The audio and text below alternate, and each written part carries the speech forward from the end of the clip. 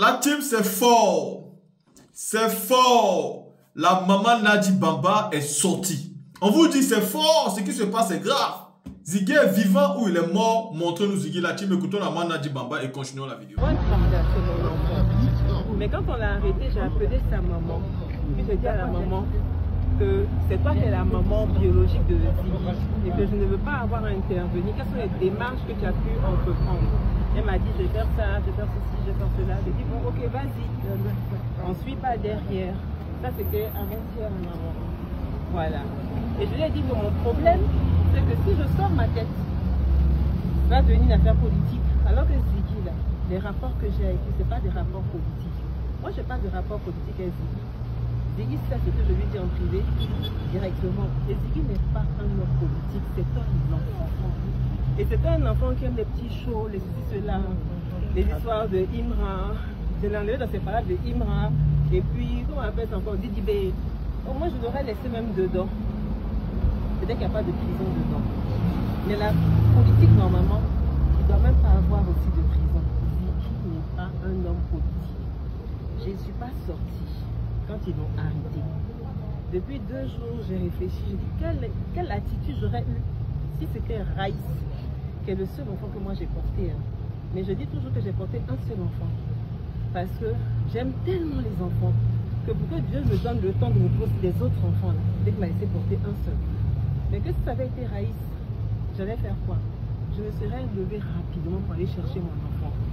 Mais comme Ziggy a sa maman, je dis quoi? Va. 1 jour, 2 jours, 3 jours. Je n'ai pas dit que quelqu'un m'a fait bien me coucher. Ziggy l'a fait. Donc une maman n'a pas de statut. Moi je vois, on dit Nadi, ils vont t'attraper. Puis Nadi ne pourra rien faire. Nadi ne peut rien faire. Parce que Nadi n'est rien dans ce pays-là. Mais ce que Nadi est, c'est une maman. Je suis rentrée, j'ai demandé. J'ai dit à la femme, tu es une maman, je suis une maman.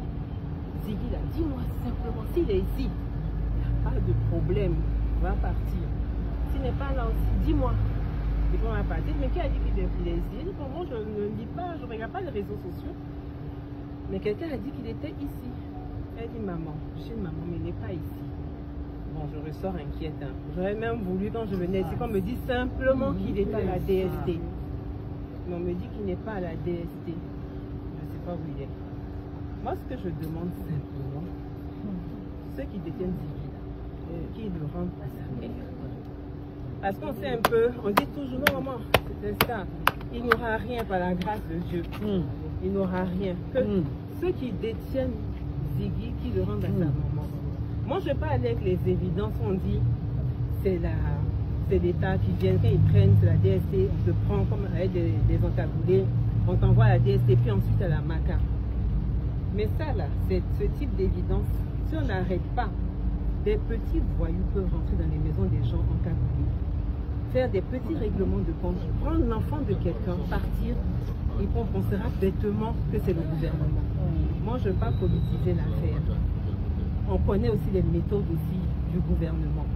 Quand ils attrapent là, ils viennent, ils te prennent, le procureur sort sa tête. Le procureur dit, on l'a arrêté, mais il est détenu au secret. Mais cette manière d'opérer et d'aller voler là, c'est pas le style qu'on a l'habitude de voir. Mais moi, je dis simplement, quand nous est bêta à trouver Ziggy, moi je suis venue ici, on dit il n'est pas ici. S'il n'est pas ici, le procureur devrait pouvoir demander à ceux qui ont affiché l'image de Ziggy sur les réseaux sociaux de nous dire où se trouve Ziggy. Et puis on apprend Ziggy et qu'on va le rendre à sa mère. Qu'on le rende à sa mère. Moi là, je suis venue parce que quand j'ai dit que c'est mon enfant, même si je ne l'ai pas porté, l'enfant m'a prise comme une figure maternelle. C'est mon enfant. Je ne vais pas relier Ziggy. Ce n'est pas la politique qui nous a liés et qui nous a unis. L'enfant là, je l'aime. Et puis il me plaît. C'est mon enfant. Comme Raïs, c'est mon enfant. Comme Aziz, c'est mon enfant. Comme Didier, mon enfant. Comme tous ces petits aussi du PPACI qui sont mes enfants. Quand on rende Ziggy, c'est tout ce que moi j'ai à dire. Je suis désolée de dire à la DST, je ne l'ai pas trouvé. Demain matin, je vais aller et puis je vais me promener comme une maman se promène dans les commissariats. Et puis je vais retrouver le petit là par la grâce. C'est pour ça qu'on se joue seul. Je dis là, ah oui, on a pour attaquer la vie. que cet enfant la sorte. C'est tout ce que moi je voulais dire. Maman, il faut te calmer. Dis la vérité. Quand vous finissez d'écouter la maman Nadi Bamba ici, la question qu'on se pose devant les autorités ivoiriennes, c'est où est Ziggy?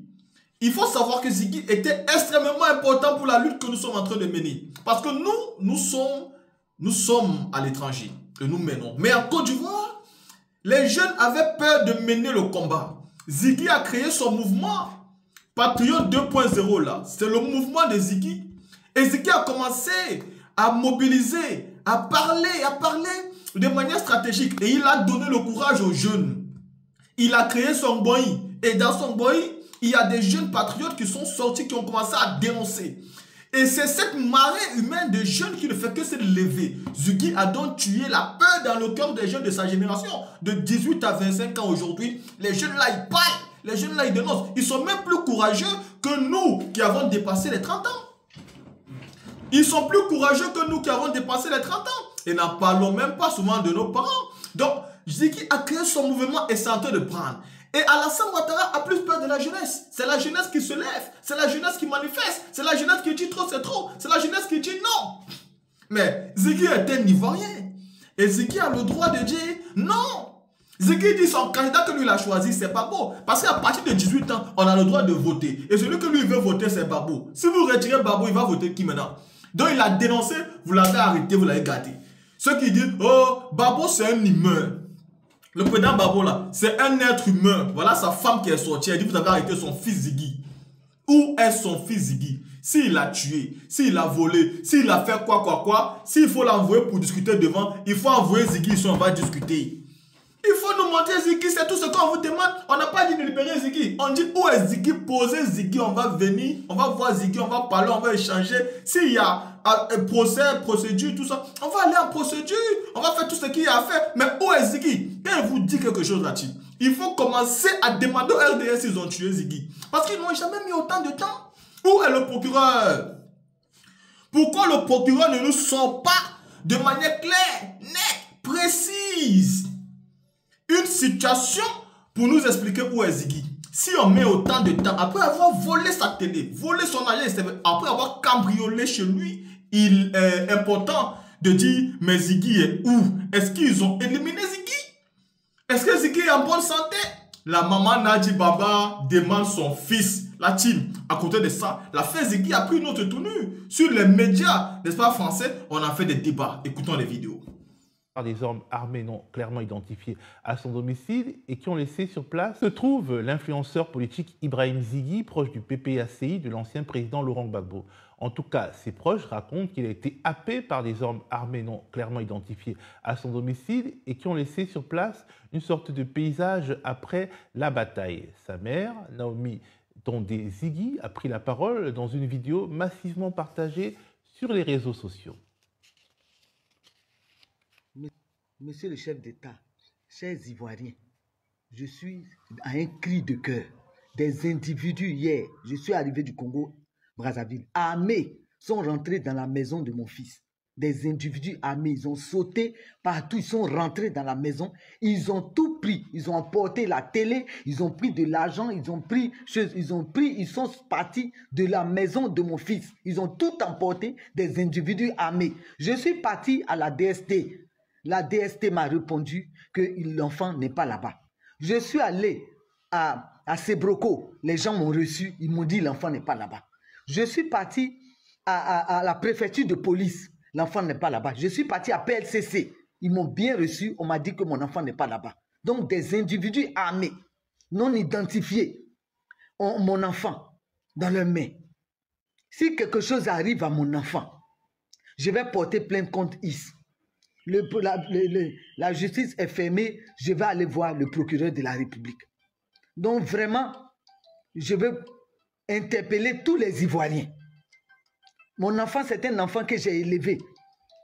Aujourd'hui, cet enfant-là se retrouve dans toutes ces situations. Je vais interpeller l'État de Côte d'Ivoire. Je suis allé partout.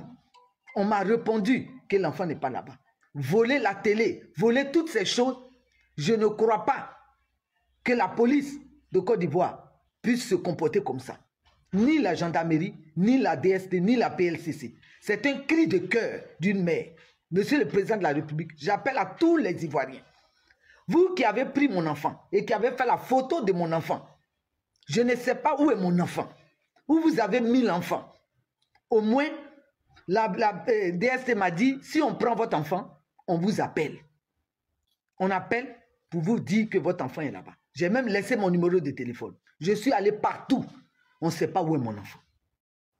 Alors l'équipe de Décrypter l'Afrique a justement eu la mère de Ibrahim Zighi au téléphone. Elle devait passer dans cette émission, l'émission d'aujourd'hui, mais au moment où nous enregistrons, elle était chez le procureur de la République pour en savoir plus sur où se trouve son fils, car la famille n'a pas de nouvelles au moment où nous enregistrons, parce qu'effectivement ça peut aller très vite, et elle est très inquiète, ainsi que son père qui est avec elle au moment où nous parlons, chez le procureur de la République d'Abidjan. Alors, il faut savoir qu'Ibrahim Zighi n'est pas n'importe qui, c'est un activiste qui a plus d'un demi-million de followers sur TikTok, par exemple, et il y a quelques jours, il a appelé les Ivoiriens à se mobiliser le jour de la proclamation par le Conseil constitutionnel de la liste des candidats autorisés à se présenter à la présidentielle du 25 octobre, comme on se mobiliserait pour la finale d'une Coupe d'Afrique des Nations. Les yeux de tous les Ivoiriens sont rivés vers le Conseil constitutionnel. Je souhaite que le jour où les candidatures seront validées, ce jour-là, tous les maquis, tous les endroits de la Côte d'Ivoire soient bondés de monde. Sors ton maillot, c'est final en sans jouer. Quand ils vont voir le Djamanako qui est assis dehors, avec le drapeau de Côte d'Ivoire, en maillot de Côte d'Ivoire, tous les Ivoiriens doivent être dehors pour jeter ça dans vos quartiers comme finale. On va voir s'il y a le droit. Est-ce la crainte de nouveaux grands rassemblements en cas d'élimination de Laurent Gbagbo et de Tidiane Thiam qui pousse le pouvoir ivoirien à se saisir de cet influenceur après avoir arrêté de nombreux responsables chargés de la jeunesse et de la mobilisation au sein du PDCI et du PPACI? Pour aborder cette problématique, j'ai à mes côtés Norbert Navarro, journaliste, ancien rédacteur en chef à RFI et producteur de cette quotidienne, ainsi que Roland Kwaku, youtubeur et analyste politique. Bonjour Norbert, bonjour Roland. Bonjour Théo. Bonjour Théo. Alors, on ne sait pas exactement ce qui est reproché à Ibrahim Zighi, en tout cas au moment où nous enregistrons. En revanche, on entend des journalistes et des activistes accusés, et on les voit brandir des captures d'écran sorties d'on ne sait où, et qui sont présentées comme des preuves de la préparation d'un soulèvement. Que penser de cette mise en scène, Norbert? Bon. Il faut bien admettre que parfois sur Internet, on voit des activistes ou des influenceurs qui sont, on peut le dire, déchaînés. Admettons-le quand même. Mais de là à se retrouver, on ne sait où, être happé, comme tu l'as dit, Théo, par des hommes armés qui viennent et qui prennent tout dans la maison, et après une maman qui est sans nouvelles de son fils. Là, quand même, il y a quelque chose qui ne va pas. Alors, je ne sais pas comment va se dénouer cette affaire, mais quand un jeune influenceur qui est à ce point suivi, et que je ne connaissais pas personnellement, hein, je souligne au passage, et entre parenthèses, une sorte d'effet Barbara Streisand. Vous vous souvenez de cette affaire, cette actrice américaine qui ne voulait pas qu'on parle de sa maison et qui voulait censurer un petit média que personne ne lisait. Résultat des courses, toute l'Amérique a su qu'elle vivait dans un palais somptueux. Lorsque on en est là et que tout le monde parle de Zighi, que nous parlons aussi de l'affaire Zighi, je trouve que les choses sont allées beaucoup trop loin. Alors, tu parles de mise en scène, on s'y perd parce que dans le même temps, on est incapable, en tout cas vu de Paris, de faire la différence entre des jeunes sincères qui sont motivés par un sentiment de révolte face à ce qui se passe en Côte d'Ivoire, et puis des provocateurs qui en rajoutent, enfreignant sciemment la loi pour pouvoir ensuite justifier une répression. Clairement, le climat est très mauvais, et c'est à se demander si comme dit Ziggy, le pouvoir n'a pas peur du Djamanako. En tout cas, de fait, Ibrahim Ziggy est un activiste, tout ce qu'il y a de plus normal. J'ai regardé des heures et des heures de vidéos d'Ibrahim Ziggy sur TikTok. C'est un influenceur politique dans la tradition des influenceurs politiques. Il se trouve que, contrairement à beaucoup d'entre eux, il se trouve en Côte d'Ivoire, contrairement à d'autres influenceurs de l'opposition. Et voilà, c'est un peu la fragilité de son cas. Mais sinon, il ne lance pas des appels systématiques à la haine ou il n'appelle pas à brûler, à faire l'insurrection. Non.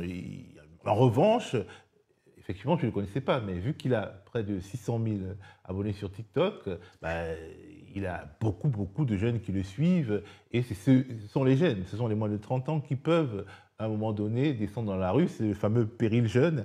Et Roland, on se demande si ce n'est pas justement un message envoyé à cette jeunesse pro-opposition. On avait vu que le procureur de la République était déjà sorti pour menacer ceux d'entre eux qui auraient des propos de meeting un peu trop hors cadre. Et là, maintenant, on arrête un des plus en vue.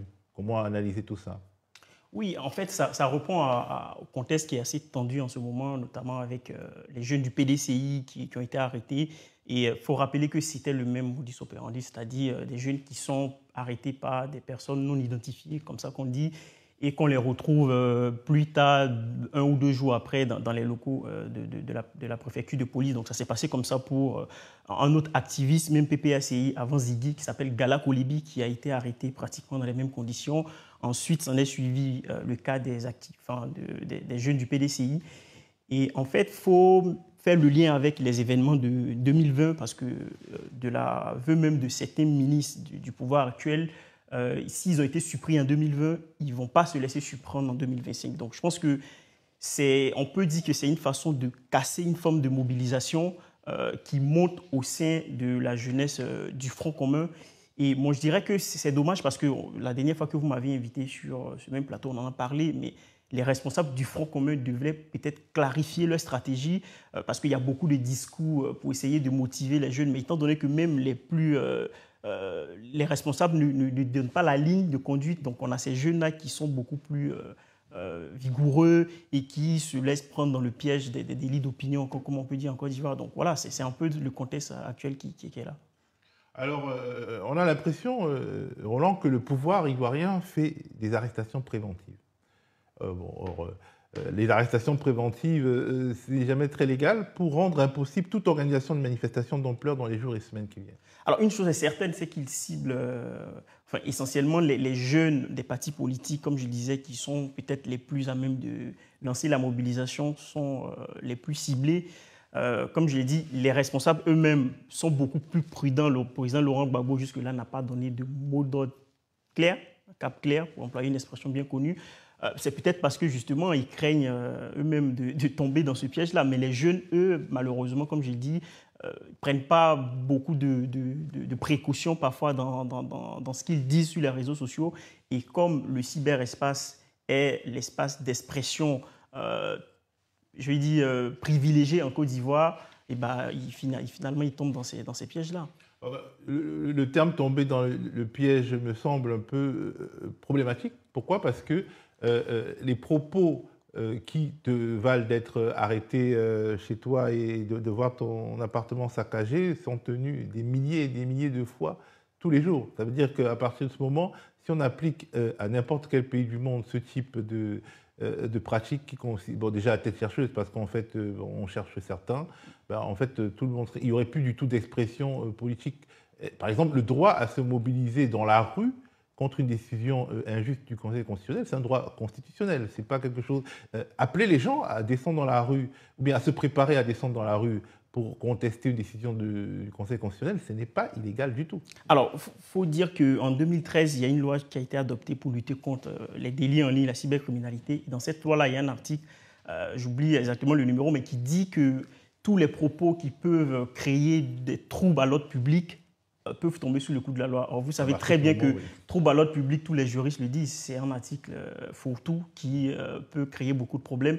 Donc, c'est une loi qui est assez large pour permettre de mettre tout ce que vous pouvez dire sur les réseaux sociaux dans cette loi-là. Donc c'est pourquoi je parle de piège qui est tendu à ces jeunes-là, parce qu'il faut avoir peut-être beaucoup d'expérience et une capacité d'expression peut-être beaucoup plus fine pour ne pas dire des choses. Parce que là, on a vu la vidéo de Ziggy, quand ils disent que le Djamanako en Côte d'Ivoire, c'est la foule. Et quand il dit la finale, mais de quelle finale parle-t-il? Donc vous voyez qu'on peut jouer sur les mots comme ça. Et pour moi, c'est pourquoi je parle de piège, parce que cette loi, elle est assez large. Donc on peut véritablement mettre tout là-dedans. Et pour moi, c'est très difficile de s'exprimer, d'appeler les gens à manifester sans tomber sous le coup de cette loi. Bien entendu, le même type de propos, des propos beaucoup plus graves venant d'activistes proches du pouvoir ne seront jamais mis en cause. Norbert, si au moindre propos visant à mobiliser, le pouvoir arrête les activistes des jeunesses des partis ou bien les activistes du cyberespace, le Front commun peut-il continuer de protester après l'annonce des candidats? Techniquement. Il va réagir après l'annonce du Conseil constitutionnel. Après, il ne le fait pas avant. Déjà, ça, je le souligne. On avait évoqué l'hypothèse d'une manifestation ce samedi 6, c'est-à-dire avant la date limite du prononcé de la décision du Conseil constitutionnel. Elle n'aura pas lieu. Ainsi en ont décidé les dirigeants du Front commun. Ils attendent que la fumée blanche sorte de la cheminée du Conseil constitutionnel. Et après, ils réagiront. Comment? Ça dépendra de la décision. Donc, c'est une démarche parfaitement légaliste, comme tu l'as dit Théo. On peut protester contre une décision. On a le droit de manifester en démocratie si on n'est pas d'accord avec cette décision. Donc, ça se fait dans cet ordre-là. Il n'y a pas eu d'a priori du côté du Front commun. On n'a pas de pétition de principe. Maintenant, la jeunesse, l'affaire Ziggy, c'est effectivement une question qui concerne la jeunesse qui est en permanence sur les réseaux sociaux, qui regarde tous ces jeunes leur lancer, pas forcément des mots d'ordre, mais leur donner son point de vue. Et là, on assiste à quelque chose de vraiment très, très nouveau. Je voudrais faire un petit focus sur les jeunes du PDCI qui ont effectivement été extrêmement choqués par les arrestations dont on a parlé sur ce plateau qui ont déjà eu lieu. Moi, je n'ai jamais vu ça en Côte d'Ivoire. Ils sont remontés à bloc. Hein. Pourtant, les élections en Côte d'Ivoire, à chaque présidentielle, depuis la mort de Félix Houphouët-Boigny, ont toujours été des moments de grande tension politique. Mais je n'ai jamais vu des jeunes du PDCI, jeunesse du PDCI, être à ce point à bout par la situation. On est au bord de je ne sais pas quoi, mais je voulais souligner cet effet-là. Et c'est très intéressant, parce que on pouvait dire ça de la jeunesse à l'époque du FPI, du temps du FPI de Laurent Gbagbo, mais jamais de la jeunesse du PDCI. Roland me contredira peut-être ou confirmera ce que je viens de dire. C'est un fait nouveau. Alors si même eux s'y mettent, où va-t-on? Justement, c'est la question peut-être que se pose le régime, mais il prend ses gardes. Est-il trop alarmiste de s'inquiéter en pensant à l'influenceur burkinabé Alino Fasso, retrouvé mort il y a quelques semaines à l'école de gendarmerie d'Abidjan, pendu, selon les autorités judiciaires ivoiriennes, une version mise en doute par Ouagadougou? Je le dis parce que Ibrahim Ziggy est plutôt pro-AES dans ses propos. Certains le traitent de traître à la nation, de traître ivoiro-burkinabé, disons les choses telles qu'elles sont. Et les captures d'écran, réelles ou inventées, qui sont brandies, laissent entendre que le jeune activiste d'Abidjan est en relation avec un autre cyberactiviste, Souleymane Gbagbo Koné, qui a été expulsé de France et se trouve désormais sur le territoire de l'AES. Est-ce qu'il ne faut pas vraiment avoir peur d'une sorte de... Alors, c'est ironique au regard de l'histoire, mais de sentiments anti-burkinabés entretenus par les cercles proches du pouvoir d'Abidjan qui pourraient menacer finalement ce jeune homme, Roland?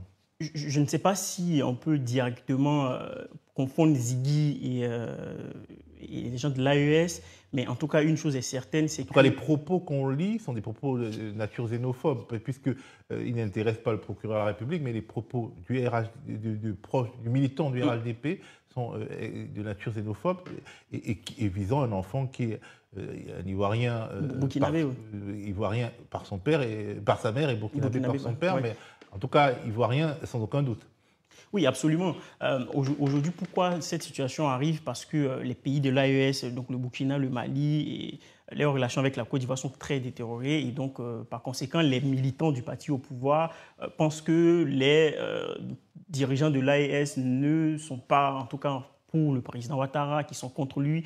Et en fait, c'est comme ça un effet un peu domino qui agit également sur les militants. Moi, je le regrette parce qu'effectivement, vous le disiez tout à l'heure, en fait, c'est l'histoire qui s'inverse parce que par le passé, ce même groupe-là se revendiquait dans cette position un peu victimée avec les raisons qui étaient les leurs. Et aujourd'hui, on voit qu'effectivement, il y a un renversement de la logique qui, moi, je trouve assez regrettable parce que, pour le coup, ça a des impacts directs sur des activistes, comme on l'a vu, notamment avec Ziggy, qui aujourd'hui, on le voit aussi sur les réseaux sociaux, il y a plein de commentaires qui mettent en avant ses origines burkinabées en disant que est-ce que finalement, il ne travaillerait pas aussi pour les gens de l'AES pour discréditer le pouvoir d'Abidjan. Le logiciel Alino Faso, c'est pour ça qu'on a le droit d'avoir peur. Parce qu'Alino Faso, finalement, il était décrit comme un agent de son pays d'origine et il est mort désormais.